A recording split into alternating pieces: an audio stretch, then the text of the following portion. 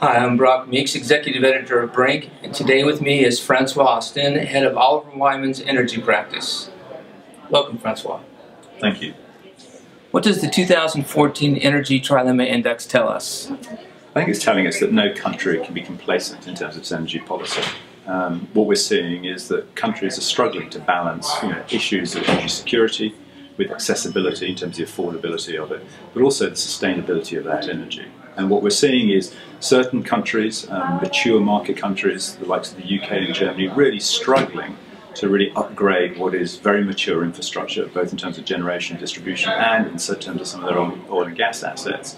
And on the other hand, we're seeing countries like the Philippines, like Mexico, like the United Arab Emirates, really taking on the challenge of the trilemma, really shaping their energy policy along the lines of the work that's come out in the index. The report highlights 5 specific groups and calls out that they each face similar policy challenges. What are the impacts of some of these challenges? There were 5 sort of talent groups that we looked at, those being sort of the leaders of the pack, who are really struggling with how do they upgrade what is very sophisticated infrastructure to meet the increasing demands that governments are placing on them and regulators are placing on them. If we look at the countries who are sort of industrializing, the Mexicos, the Chinas of this world, and I think they're the really interesting ones, what they're doing is investing hugely in the renewable space. I mean, China has tripled its renewable output over the last 10 years. It is the single largest solar player in the world now, and it is really taking advantage of this rapid growth in the size of its economy to really reinvent its kind of energy landscape.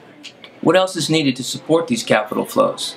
I think we talk about sort of the 3 kind of stakeholder groups when we come to financing energy programs. We talk about government, regulators, we talk about the finance community itself, and then we talk about the energy industry as the 3 players.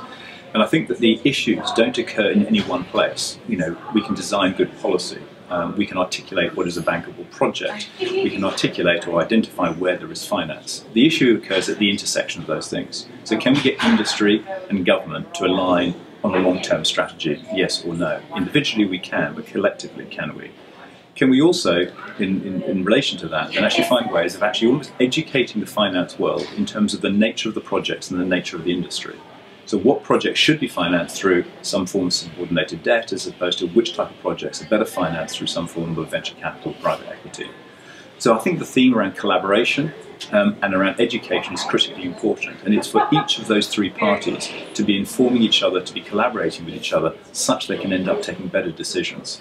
Isolated in their own individual worlds, I think will sub-optimize the solution. I think by bringing them together, we can create something that will be more optimal for the industry. Well, thank you very much for being here today, Francois. Appreciate your time. It's an absolute pleasure. Thank you. Thank you.